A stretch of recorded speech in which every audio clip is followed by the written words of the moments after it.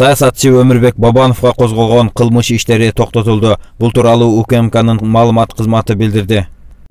Мындай чечим мамлекеттин кызыкчылыгына каршы келген фактылардын жоктугу себеп болгон деп айтылат маалыматта. Бабанов ошондой эле мамлекеттин эсебине өз ыктыяры менен 100 миллион сом өлчөмүндө каражат которууга келишим түзгөн. Өмүрбек Бабанов январь айынын башында УКМКга сурак берип чыккан, бирок кайсы иш боюнча сурак берип жатканын атайын кызмат ачыктаган эмес. Ал эми саясатчы өзү Сооронбай Жээнбековдун бийлиги тушунда козголгон иштер боюнча сурак бергенин журналисттерге билдирген. 2018 жылдын башында УКМК ага карата президенттикке талапкер кезинде 10 адырдагы сүйлөгөн сөзү боюнча улут аралык кастыкты козутуу жана бийликти күч менен басып алууга ачык чакыруу беренелери менен кылмыш иши козголгон.